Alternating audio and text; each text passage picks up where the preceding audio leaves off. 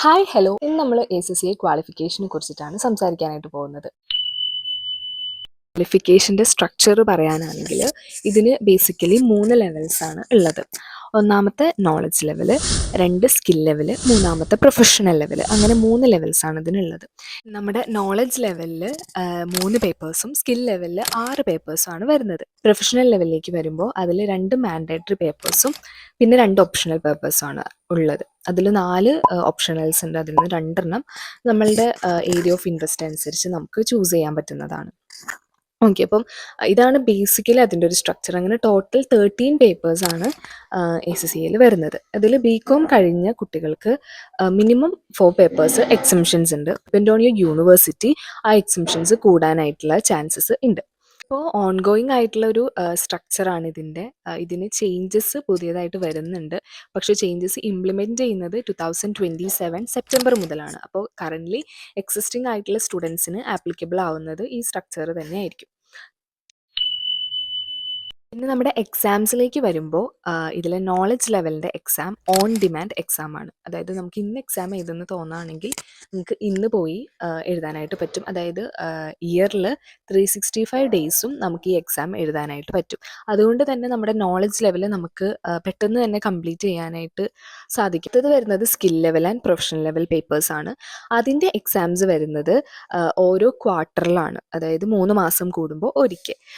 നമുക്ക് ACCAയുടെ എക്സാംസ് വരുന്നത് March, June, September, December, അങ്ങനെ 4 മാസങ്ങളിലാണ്. ഈ എല്ലാ മാസങ്ങളുടെയും ഫസ്റ്റ് വീക്കിലായിരിക്കും നമുക്ക് എക്സാം ഉണ്ടാവുക സാധാരണയായിട്ട്. അങ്ങനെ മാക്സിമം 8 എക്സാം മാത്രമേ നമുക്കൊരു വർഷത്തിൽ എഴുതാനായിട്ട് പറ്റുള്ളൂ, 4 സെഷൻസിലും കൂടി കൂട്ടിയിട്ട്. അങ്ങനെയാണ് അതിൻ്റെ ഒരു എക്സാം സ്ട്രക്ചർ വരുന്നത്. അടുത്തത് അതിൻ്റെ ഒരു ഡ്യൂറേഷനാണ്. അതിൻ്റെ ഡ്യൂറേഷൻ എന്ന് പറയുമ്പോൾ BCom കഴിഞ്ഞ കുട്ടികൾക്കാണെങ്കിൽ ഏകദേശം 4 പേപ്പേഴ്സോളം എക്സംഷൻ ഉള്ളത് കൊണ്ട് ബാക്കി 9 പേപ്പർ ഏകദേശം ഒരു 2-2.5 വർഷത്തിനുള്ളിൽ എഴുതിയെടുക്കാനായിട്ട് പറ്റും. എല്ലാം ഒരു ഫസ്റ്റ് അറ്റംപ്റ്റിൽ ക്ലിയർ ചെയ്യുകയാണെങ്കിലാണ് ഞാൻ പറയുന്നത്.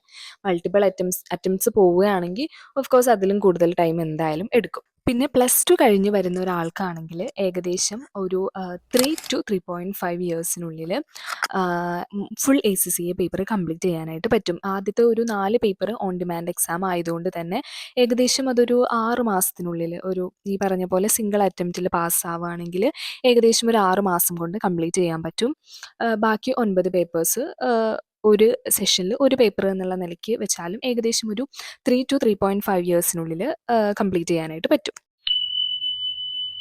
പിന്നെ ഇതിൻ്റെ പാസിംഗ് ക്രൈറ്റീരിയ എന്ന് പറയുന്നത് 50% ആണ്. അത് എല്ലാ ലെവൽസിനും 50% തന്നെയാണ് അതിൻ്റെ ഒരു പാസിംഗ് റേറ്റ് എന്ന് പറയുന്നത്. അതിൽ നമ്മളുടെ നോളജ് ലെവലിൽ എല്ലാം നമുക്ക് MCQ ക്വസ്റ്റ്യൻസ് ആണ്. ഇതിൽ നെഗറ്റീവ് മാർക്കിങ്സ് ഒന്നുമില്ല. ഒരു MCQന് 2 മാർക്ക് എന്നുള്ള രീതിയിലാണ് നമുക്ക് ഇവിടെ ഇത് വരുന്നത്. പിന്നെ ഇതിൻ്റെ വേറൊരു നെഗറ്റീവ് സൈഡ് പറയാനാണെങ്കിൽ ഇപ്പോൾ നമ്മളുടെ ഒരു ആൻസർ തെറ്റിക്കഴിഞ്ഞാൽ നമുക്ക് ഈ 2 മാർക്കും പോകും. അല്ലാതെ നമ്മുടെ കാൽക്കുലേഷന് മാർക്ക്, സ്റ്റെപ്പിന് മാർക്ക്, അങ്ങനത്തെ സാധനങ്ങളൊന്നുമില്ല. ഇവിടെ തരുന്നൊരു ഓപ്ഷനിൽ നിന്ന് നമ്മൾ ഒരെണ്ണം ചൂസ് ചെയ്യണം.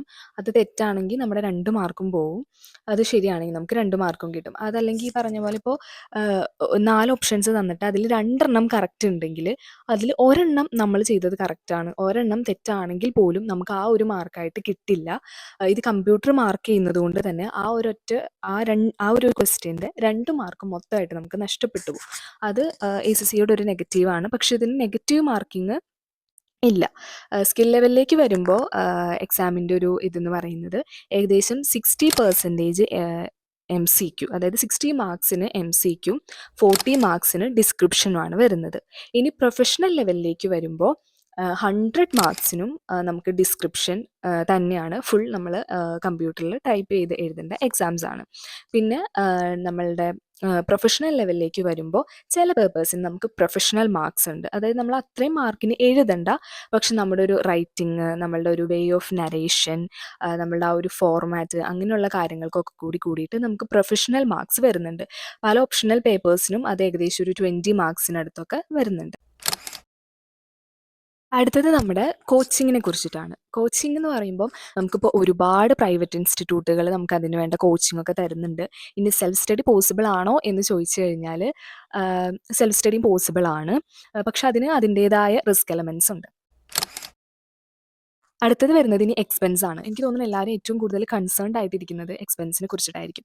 നമുക്കിത് ഇത്ര എമൗണ്ട് ആവും എന്ന് കറക്റ്റായിട്ട് പറയാൻ പറ്റില്ല. നമ്മൾ പോകുന്ന അറ്റംപ്റ്റ്സ് എത്ര അറ്റംപ്റ്റ് ഒരു പേപ്പറിന് എടുക്കുന്നു, അതുപോലെ നമ്മൾ ഏത് ഇൻസ്റ്റിറ്റ്യൂട്ടിൽ പോകുന്നു, ഇനി നമ്മൾ ഹോസ്റ്റലിൽ നിൽക്കണോ, അതനുസരിച്ച് നമ്മുടെ എക്സ്പെൻസ് കൂടിയും കുറഞ്ഞും ഇരിക്കും. പിന്നെ നമ്മൾ ഓൺലൈൻ ക്ലാസ് ആണോ ഓഫ്‌ലൈൻ ക്ലാസ് ആണോ പ്രിഫർ ചെയ്യുന്നത്, ഇതെല്ലാം നമ്മുടെ എക്സ്പെൻസിനെ മാറ്റർ ചെയ്യുന്ന കാര്യങ്ങളാണ്. അപ്പോൾ ഏകദേശം പറയാനാണെങ്കിൽ ഏറെക്കുറെ എല്ലാം ഒരു സിംഗിൾ അറ്റംപ്റ്റിൽ പാസ്സാവുന്ന ഒരാൾക്കാണെങ്കിൽ ഡിഗ്രി കഴിഞ്ഞിട്ടാണെങ്കിൽ ഏകദേശം ഒരു 3-3.5ൻ്റെ ഇടയിലും, +2 കഴിഞ്ഞിട്ട് വരുന്ന ഒരാൾക്ക് 3.5ൻ്റെ 5-4 lakhs ഇടയിലും വരാവുന്നതാണ്.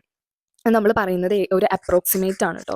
നമുക്കൊരു ക്ലിയർ കട്ട് ആയിട്ട് ഒരാൾക്ക് ഇത്ര വരും എന്ന് പറയാൻ ബുദ്ധിമുട്ടാണ്. ഇപ്പം ഈ പല ഇൻസ്റ്റിറ്റ്യൂട്ടുകളിലായാൽ പോലും കോച്ചിങ് ഫീയിൽ വലിയ വേരിയേഷൻസും കാര്യങ്ങളൊക്കെ ഉണ്ട്. പിന്നെ നമ്മൾ ഒരുപാട് അറ്റംപ്റ്റ് പോവുകയാണെങ്കിൽ അതനുസരിച്ചിട്ടുള്ള എമൗണ്ട് കൂടുതലാവും. കാരണം ഓരോ തവണ നമ്മൾ എക്സാമിന് പേ ചെയ്യുമ്പോഴും എക്സാം ഫീസ് എക്സ്ട്രാ അടയ്ക്കേണ്ടതായിട്ടുണ്ട്. എന്തായാലും എക്സ്പെൻസ് എന്നുള്ളൊരു ടോപ്പിക്കിൽ നമുക്ക് എക്സ്ട്രാ ഒരു വീഡിയോ ചെയ്യാം ട്ടോ. എനിക്ക് വന്നിട്ടുള്ള എല്ലാ എക്സ്പെൻസും ഞാൻ റെക്കോർഡ് ചെയ്ത് വെച്ചിട്ടുണ്ട്. അപ്പോൾ അതൊക്കെ വെച്ചിട്ട് എക്സ്പെൻസിനെ കുറിച്ച് വേറൊരു വീഡിയോ ചെയ്യാം ട്ടോ. ഓക്കെ, അപ്പോൾ ഇതാണ് ACCAയുടെ ഒരു ബേസിക് ആയിട്ടുള്ള കാര്യങ്ങൾ എന്ന് പറയുന്നത്. നമ്മൾ ഏറ്റവും ബേസിക് ആയിട്ടുള്ള വളരെ കുറച്ച് കാര്യങ്ങൾ മാത്രമേ നമ്മൾ ഡിസ്കസ് ചെയ്തിട്ടുള്ളൂ. വേറെ വീഡിയോയിൽ ഇതിൽ പല ടോപ്പിക്സിനെ കുറിച്ചും എക്സ്പ്ലെയിൻ ചെയ്തിട്ടുള്ള വീഡിയോസ് നമുക്ക് ചെയ്യാം.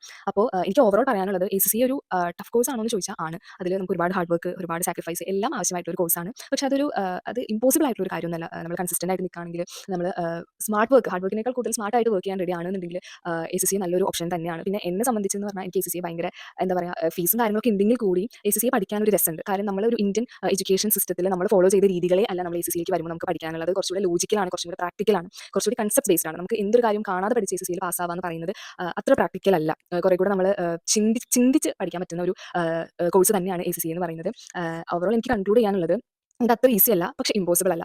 നിങ്ങൾ വർക്ക് ചെയ്യാൻ റെഡി ആണെന്നുണ്ടെങ്കിൽ ഈസി ആയിട്ട് ക്രാക്ക് ചെയ്യാൻ പറ്റുന്ന ഒന്നാണിത്. സോ നമുക്ക് യൂസ്ഫുൾ ആയിട്ടുള്ള വേറൊരു വീഡിയോ ആയിട്ട് കാണാം. അപ്പോൾ ഓക്കെ, ബൈ.